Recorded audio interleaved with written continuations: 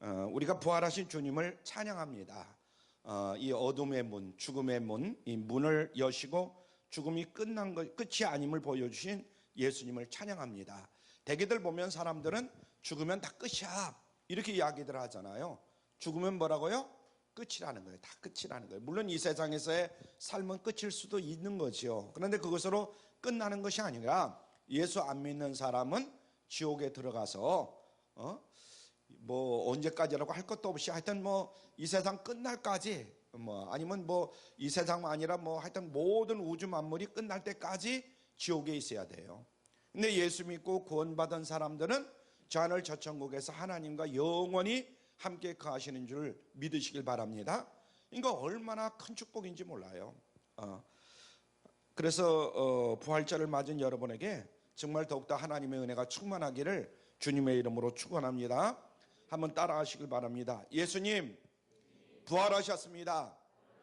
예수님이 어떻게 하셨다고요? 부활하셨습니다. 늘 우리는 이런 마음, 이런 확신, 그리고 사람들에게도 예수님이 부활하셨습니다 하고 전할 수 있는 우리 모두가 될 수 있길 바랍니다. 오늘 본문을 보면 요한복음 11장은 베다니에 있었던 일이 기록되어 있는 그런 말씀입니다. 베다니라 이런 이름은 우리 한국에도 여러 가지 동네 이름이 있잖아요. 여기는 안산시, 그거와 마찬가지로 베단이라는 이름은 가난한 자의 집 혹은 푸른 과일의 집 이런 뜻을 가지고 있습니다. 예루살렘 동쪽 여리고로 가는 길목에 여러분들이 이제 혹시나 성지순례를 가보게 되면 직접 이제 볼 수가 있는데 예루살렘 동쪽 여리고로 가는 길목에 약 3km 정도 떨어진 그곳에 있는 작은 마을이에요. 예루살렘에서 여리고로 내려가는 그 길목에 약 3km 떨어진 그런 작은 마을이다. 거기에는 나사로와 마르다와 마리아 세 남매가 살고 있었다는 거예요. 마리아, 마르다, 나사로. 여러분들이 잘 아시는. 그래서 요한복음 11장 5절에 보면 예수께서 본래 마르다와 그 동생과 나사로를 사랑하시더라 그랬어요. 한번 같이 읽을까요? 시작. 예수께서 본래 마르다와 그 동생과 나사로를 사랑하시더라. 아멘. 그런데 나사로가 심각한 병이 들었다는 거예요. 그래서 마르다와 마리아는 예수님께 사람을 보내가지고 나사로가 아프다는 것을 알렸어요. 요한복음 11장 3절에 보니까 이렇게 말씀했어요. 시작. 주여 보시옵소서 사랑하시는 자가 병들었나이다. 이렇게 이제 연락을 했어요. 마르다와 마리아는 예수님이 오셔서 나사로의 병을 고쳐주실 줄 알았거든요. 그런데 고쳐주시지 않는 거예요. 이 나사로가 예수님과 하고 굉장히 친했단 말이에요. 잘 아는 사이라는 이런 얘기죠. 그러면 예수님이 직접 와가지고 무슨 일이냐, 큰일 난 일 아니냐 그러면서 뛰어와가지고 고쳐줘야 돼요. 멀리 떨어져 있는 것도 아니잖아요. 그죠? 예루살렘과 나사로는 약 3km 정도밖에 떨어져 있지 않는 그런 동네이기 때문에 금방 오실 수도 있는 거 아니에요. 그런데 예수님은 오시질 않고 요한복음 11장 4절에 보니까 이렇게 말씀했어요. 시작. 예수께서 들으시고 가라사대 이 병은 죽을 병이 아니라 하나님의 영광을 위함이요 하나님의 아들로 이를 인하여 영광을 얻게 하려 함이라 하시더라. 아멘. 참 기가 막힌 말씀을 해요. 지금 나사로가 죽을 병에 걸려가지고 죽어가고 있는데 이런 말씀을 하는 거예요. 그뿐만 아니라 요한복음 그 뒤에 11장 6절에 보니까 또 이렇게 말씀해요. 시작.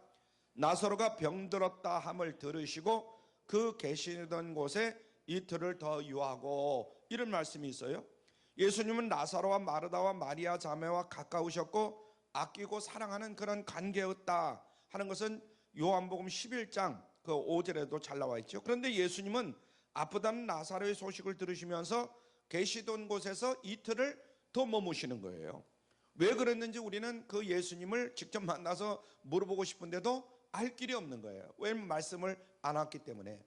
그렇잖아요. 잘 모르는 사람이라도 그래 그럼 빨리 가봐야지 하고 왔을 것인데 잘 아는 정말 친한 이 나사로가 죽어가고 있다는데도 불구하고 며칠을 더 있었어요? 이틀을 더 있었다는 거예요. 거기 보니까. 왜 그런지 우리는 알 수가 없어요. 살다 보면 우리도 이와 같은 비슷한 경험을 할 때가 간혹 있습니다.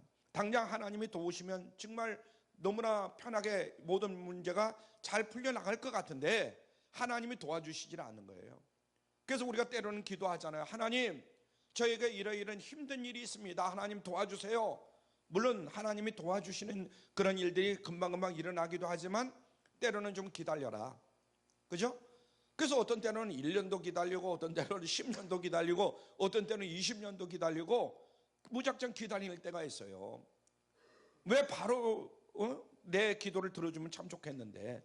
시편에 보면 우리가 했던 것과 비슷한 탄식의 말이 나옵니다. 시편에 보면 거기 새 번역 시편 13편 1절에 보면 이렇게 말씀했어요. 시작.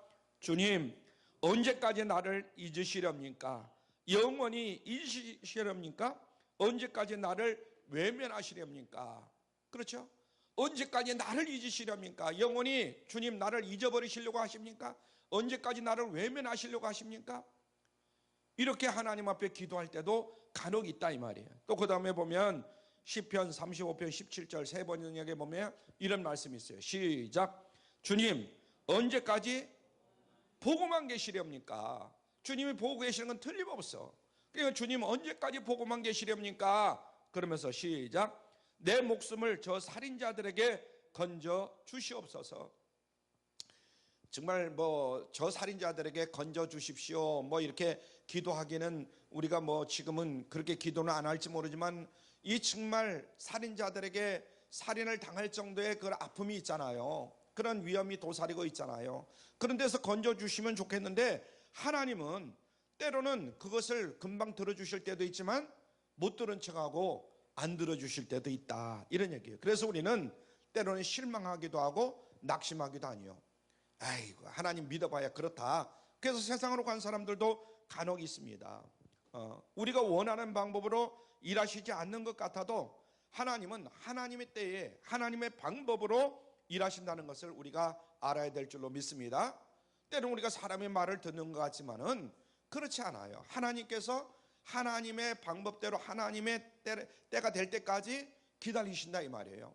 그때 가서 해결해 주신다 이거예요.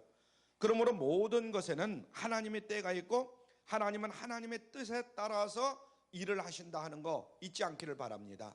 아멘. 오늘날도 그런 분들이 있어요. 부활절까지 하나님 꼭 해결해 주세요. 근데 아직도 해결해 주시지 않는 그런 요소들이 있을 수 있어요. 그럼 하나님이 죽으셔서 그러냐? 그렇진 않다 이거예요. 하나님이 살아계신다 이거예요. 나에게 더욱더 좋은 일을 주시기 위해서 그렇게 기다리게 하시는 거예요. 이사야서 30장 18절 말씀 우리 같이 봅니다. 시작. 그러나 여호와께서 기다리시나니 이는 너희에게 은혜를 베풀려 하심이요 일어나시리니 이는 너희를 긍휼히 여기려 하심이라. 대저 여호와는 공의의 하나님이시라. 그를 기다리는 자는 복이 있도다. 아멘. 한번 따라하죠. 그를 기다리는 자는 무엇이 있도다? 복이 있도다. 오늘도 참고 인내하는 자에게 무엇이 있도다? 복이 있도다. 이렇게 말씀했어요. 하박국서 2장 3절에도 이런 말씀이 있습니다. 시작. 이 묵시는 정한 때가 있나니 그 종말이 속히 이르겠고 결코 거짓되지 아니하리라. 비록 더딜지라도 어떡하라? 기다리라. 지체되지 않고 정령 못하리라? 응하리라. 너무나 기가 막힌 말씀이에요. 비록 더딜지라도 못해야 된다? 기다려야 된다. 지체되지 아니하고 정령 응하리라. 우리가 기도가 그때그때마다 금방금방 응답되면 참 좋겠는데 그렇지 않다는 거예요. 하나님의 계획이 무엇이며 하나님의 시간표가 어떻게 되는지 우리가 알 수가 없지만은 우리는 하나님의 뜻을 이루어 가심을 믿고 믿음으로 승리해야 될 줄로 믿습니다. 아멘. 우리가 성경을 쭉 읽어보면 아브라함은 아들을 얻는데 25년이 걸렸어요. 아니 하나님께서 아들을 주시는데 무슨 25년까지 젊었을 때 결혼하자마자 바로 아들을 주면 얼마나 좋겠어요. 그런데 25년을 기다리도록 만들었어요. 그래도 하나님은 무엇을 주셨어요? 약속대로 하나님의 아들을 주셨어요. 또 요셉은 노예로 팔려가서 13년 동안 고생을 했습니다. 아니 1년 2년도 아니고 7년도 아니고 13년 동안을 그 고통 속에서 보내야 했단 말이에요. 우리가 요셉은 하나님이 사랑하는 자요 사랑하지 않는 자요? 하나님이 사랑하시는 자인 줄 믿으시길 바랍니다. 우리들 자신을 가만히 생각해 봐요. 지금 몇 년을 고통을 받았는지 모르겠지만은 요셉은 13년 동안 분명히 성경에 보면 하나님이 요셉을 사랑하셔요. 끝을 보아서가 아니라 쭉 보면 그렇다는 얘기예요. 또 이스라엘 백성들은 약속의 땅 가나안 땅에 들어갈 때까지 몇 년 동안을 광야에서 방황했어요? 40년 동안을. 40년 동안. 여러분들도 어떤 경우는 40년 동안 지금 여러 가지 방황을 하는 경우도 있을 수 있어요. 더 길 수도 있는 것이죠.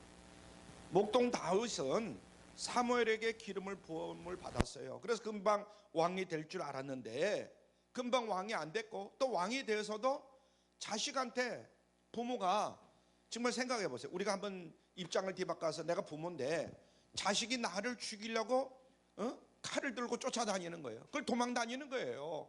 다윗은 그런 힘들고 어려운 그런 삶을 살았어요. 도망자로 살았어요. 참 생각해 보면 이 믿음의 사람들 너무나 고난이 심했습니다. 예수님도 공생애를 위해서 30년 동안을 공생애 생활을 했어요. 하나님의 역사는, 그래서 우리는 기다림이 필요하다. 한번 따라하죠. 하나님의 역사는 기다림이 필요하다. 물론 우리가 기다림이라는 것은 그렇게 쉽지가 않아요. 믿음으로 기다린다, 믿음으로 기다리겠다, 이렇게 말은 하지만은 막상 우리가 살아가는 이 현실은 그렇게 넉넉한 것은 아니다. 정말 힘들고 어려워요. 고통을 겪기도 합니다. 이러다가 그냥 끝장나는 게 아니야? 이러다가 내가 그냥 속고 마는 거 아니야? 그런 경우도 있을 수 있어요. 그렇다고 하더라도 우리는 이사야서 55장 8절 말씀을 기억을 해야 됩니다. 시작. 내 생각은 너의 생각과 어떻게 하다고요?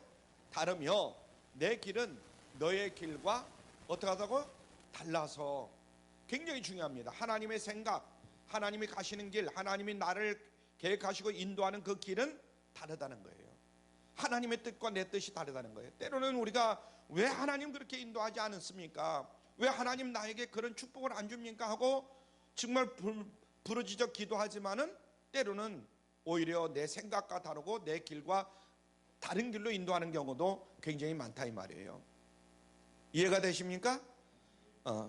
그러므로 우리는 하나님의 때까지, 하나님의 시간까지 참고 기다리는 그런 성도들이 되어야 됩니다.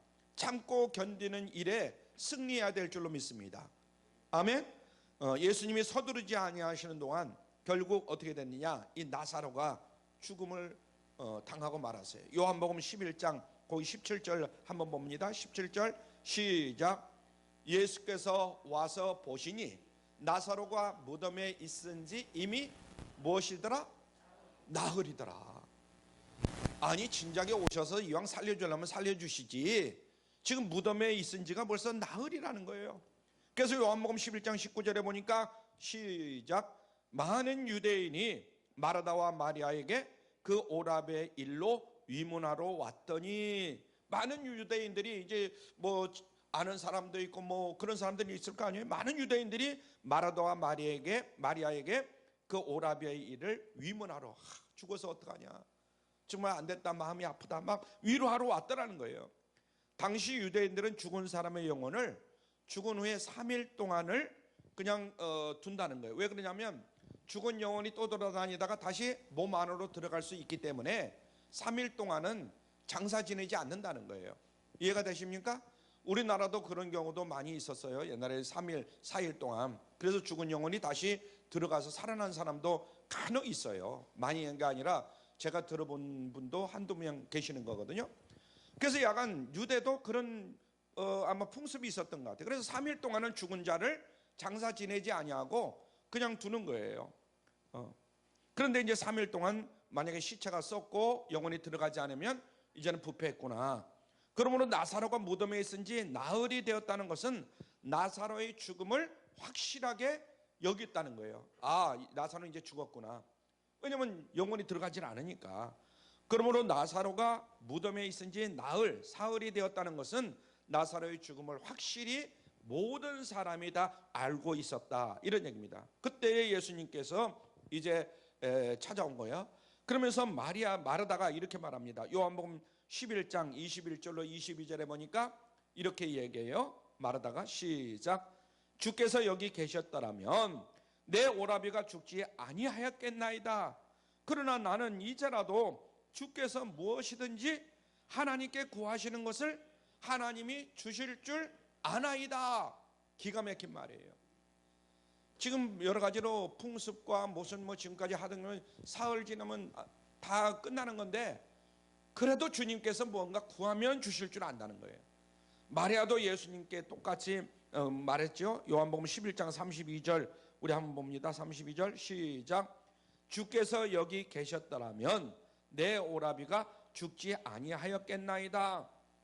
그러면서 이 자매의 말에는 예수님을 향한 서운함이 있었고 섭섭함이 있었고, 그죠? 나사로의 죽음에 대한 안타까운 마음이 이 여자들에게는 있었단 말이에요. 그럴 거 아니겠어요? 삼형제가 지금 잘 살고 있는데 갑자기 아들이 죽었어요. 나사로가 죽어버렸으니까. 예수님이 있었으면, 예수님이 바로 와서 기도했으면 뭐 등등 이런 생각을 다 가지는 거죠. 그때 예수님은 요한복음 11장 23절에서 네 오라비가 다시 살아나리라 이렇게 말씀했어요. 기가 막힌 말씀이에요. 한번 같이 읽죠. 시작. 네 오라비가 다시 살아나리라. 여기서 네 오라비라고 이렇게 말씀하고 있지만은 여러분들이 하고 있는 사업, 여러분들의 자녀 뭐 등등 네 누구가 다시 어떻게 하리라? 살아나리라. 누가 말씀하시는 거예요? 예수님이 말씀하시는 거예요. 오늘 부활절 이 아침에 여러분들이 이 음성을 주님으로부터 들으시기를 주님의 이름으로 축원합니다. 네 오라비가 다시 살아나리라. 이거 꼭 오라비니까 오라비지만은 그 밖에 여러분들이 처해 있는 환경과 형편과 처지 가운데 뭐든지 다시 살아나리라. 자, 요한복음 오늘 본문 11장 25절로 26절에서 다시 이렇게 말합니다. 시작. 나는 부활이요 생명이니 나를 믿는 자는 죽어도 살겠고 무릇 살아서 나를 믿는 자는 영원히 죽지 아니하리니 이것을 네가 믿느냐 이렇게 말씀합니다. 예수님은 나사렛 무덤에서 돌을 옮겨 놓으라 이렇게 하는 거예요. 돌을 옮겨 놓으라. 그 39절에 보면, 그러면서 43절에 보면 나사로야 나오라 하면서 큰 소리로 고함을 지릅니다. 나사로가 무덤 밖으로 뚜벅뚜벅 걸어 나오는 거예요. 44절에 보니까 풀어놓아 다니게 하라 이렇게 말씀하는 거예요. 나사로가 나올 때 뚜글뚜글 굴러서 나왔을까? 근데 제가 볼 때는 하여튼 뭐 서서 걸어 나왔을 것 같아. 하여튼 묶어놨지만은 하여튼 서서 나왔을 것 같아. 얼마나 놀라운 말씀인지 몰라요. 나는 부활이요 생명이니, 이 예수님의 말씀은 예수님을 부활이요 생명으로 믿는 모든 사람들에게 주시는 축복의 말씀인 줄 믿으시길 바랍니다. 아멘. 오늘 이 아침에 이 말씀을 듣는 여러분들에게 하나님께서 주시는 축복의 말씀이다 이 말이에요. 요한복음 5장 24절 다시 한번 봅니다. 시작. 내가 진실로 진실로 너에게 이르노니 내 말을 듣고 또 나 보내신 이를 믿는 자는 영생을 얻었고 심판에 이르지 아니하나니 사망에서 생명으로 옮겼느니라. 아멘. 죄라는 것은 우리를 영적인 죽음으로 인도합니다. 죄를 졌다고 해서 그 사람이 육적으로 금방 죽는 것은 아니에요. 영적으로 그러나 죽임을 당하는 것과 같아요. 그래서 에베소서 2장 1절에 보면, 에베소서 2장 1절에 보면 허물과 죄로 죽었던 이렇게 말씀했어요. 우리는 어떤 사람들이었다고요? 허물과 죄로 죽었던 사람들이에요. 아멘. 예수를 믿기 전에는 허물과 죄로 죽었던 사람들이에요. 그러면서 로마서 6장 23절에 보니까 죄의 싹은 뭐라고요? 사망이라는 거예요. 그래서 우리는 죄와 허물로 죽었던 그런 사람들이기 때문에 죄의 싹 사망이라는 것이 우리에게 왔던 거죠. 그러나 부활이요 생명이신 예수님은 죄값인 죽음을 이기시고 부활하신 줄로 믿습니다. 할렐루야. 모든 죄의 권세를 주님이 물리셨어요. 부활하심으로 말미암아. 에베소 2장 4절로 6절 말씀을 같이 봅니다. 시작. 긍휼에 풍성하신 하나님이 우리를 사랑하신 그 큰 사랑을 인하여 허물로 죽은 우리를 그리스도와 함께 살리셨고 너희가 은혜로 구원을 얻은 것이라. 또 함께 일으키사 그리스도 예수 안에서 함께 어디에 앉혀요? 하늘에 앉히시니 이렇게 말했어요. 하늘에 앉히시니 이 말씀도 여러분 그냥 그냥 하신 말씀이구나 이렇게 생각하지 마세요. 우리가 이 땅에서는 하나님을 믿거나 하나님을 믿지 않거나 힘들고 어려운 일을 당하고 여러 가지 참 고통 속에서 살아갈 수도 있어요. 그러나 죽은 다음에는 우리는 하나님 옆에 다 안침을 받는 거예요. 아멘. 복음서에 보면 예수님이 죽은 자를 3번 살리는 그런 내용이 나옵니다. 예수님이 죽은 자를 몇 번 살려요? 3번. 여러분들도 잘 기억을 하세요. 나인이라는 성에서 한 어머니의 외아들을 주님께서 살려줘요. 누가복음 7장에 보면 나인성에서, 여러분들 다 알고 계시잖아요. 자, 그 다음에 12살 된 야이로의 딸, 누가복음 8장에 보면 야이로의 딸을 또 살려주셔요, 예수님이. 그 다음에 요한복음 11장에 보면 오늘 본문에 나오는 나사로를 살려주셔요. 그들은 모두가 죽으려고 했던 사람이 아니라 죽은 자들이에요. 죽은 자들을 하나님께서, 예수님께서 살려주시는 겁니다. 약간 그렇지만 부활이와 생명이신 예수님이 나인성의 그 청년에게, 청년아 내가 네게 말하노니 일어나라, 이렇게 말씀해요. 누가복음 7장 14절에 보면 그래요. 그리고 야이로의 딸에게 뭐라고 말하냐면 아이야 일어나라, 이렇게 명령을 하십니다. 또 나사로에게도 보니까 나사로야 나오라, 이렇게 오늘 말씀에 보니까 요한복음 11장 43절에 보니까 그렇게 말씀해요. 그러니까 그들이 생명을 되찾은 것은 예수님의 일어나라, 일어나라, 나오라, 이 명령 한마디에 그들은 일어나고 나음을 받는 그런 축복이 있은 줄을 믿으시길 바랍니다. 지금도 예수님을 믿으면 능력의 말씀이 죄인들을 영적 사망에서 건져내는 줄로 믿으시길 바랍니다. 그래서 우리가 예수 그리스도를 믿음으로 말미암아 그냥 두면 우리는 죄인들이에요, 전부 다. 왜냐하면 태어날 때부터 나는 아무런 죄도 안 졌어. 그렇지만 우리 부모가 죄 가운데서 나를 잉태했고 죄 가운데서 나를 출생했기 때문에 나는 죄인이에요. 그런데 사실은 또 살면서 실질적으로 행함으로 짓는 죄는 없을지 모르겠지만 생각으로 짓는 죄가 얼마나 많습니까?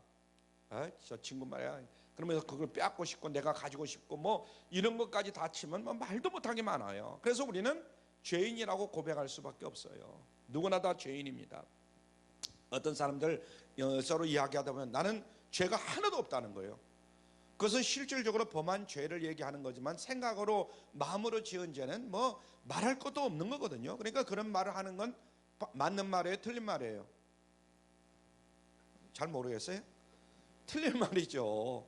그건 다 틀린 말이에요. 그래 이 세상에 죄인은 누구나 다 죄인이다 하는 거 잊지 말길 바랍니다.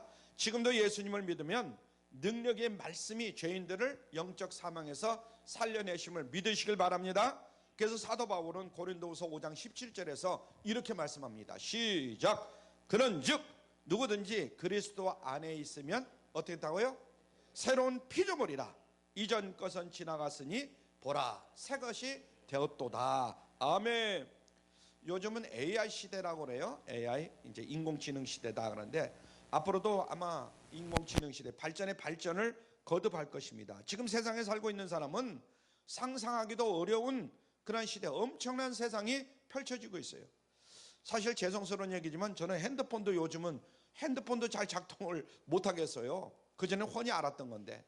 근데 요즘 새로운 이 핸드폰 기능이 얼마나 새로운 기능이 많이 나오는지 몰라요. 핸드폰 하나만 해도.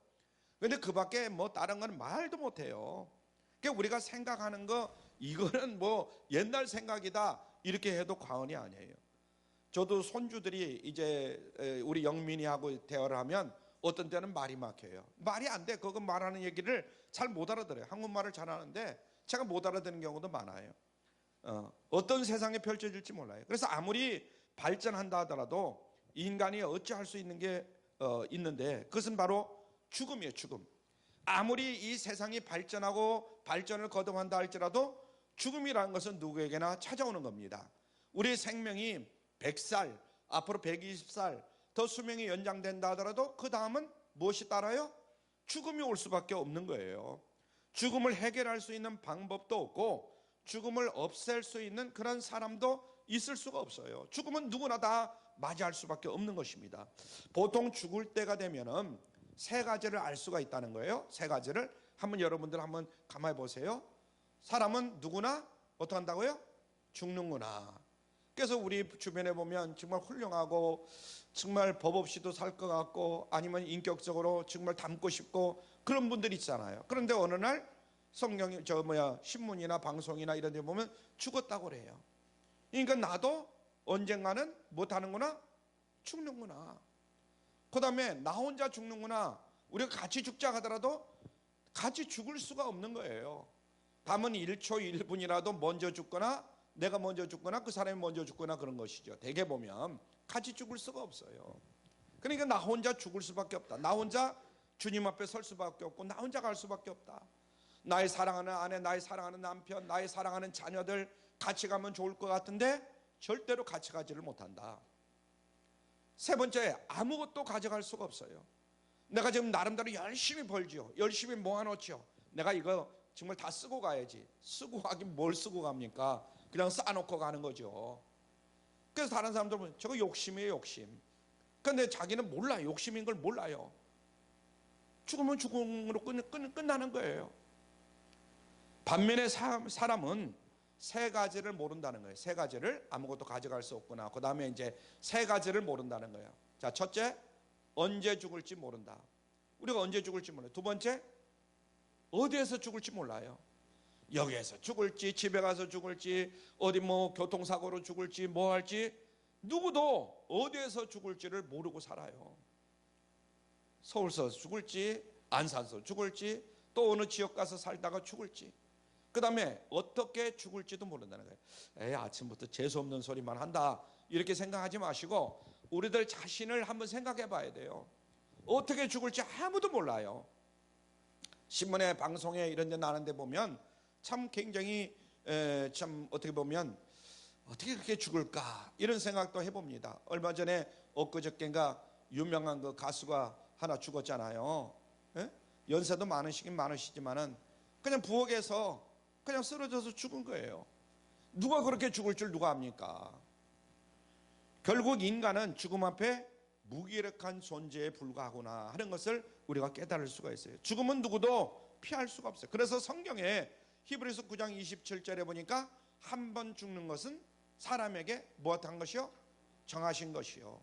아니, 누구는 피하고, 물론 이제 성경에 보면 한 번 있지만은 한 번 죽는 것은 사람에게 누구에게나 다 정한 것이다. 그건 누구나 알 수가 없어요. 자, 그 다음에 전도서 3장 1절로 2절에 보면 시작. 범사가 기한이 있고 모든 목적이 이룰 때가 있나니 날 때가 있고 죽을 때가 있으며, 우리가 태어날 때도 있으면 죽을 때가 반드시 있다는 거예요. 나는 안 죽어 이런 사람이 있는데 그건 잘못 생각하는 거죠.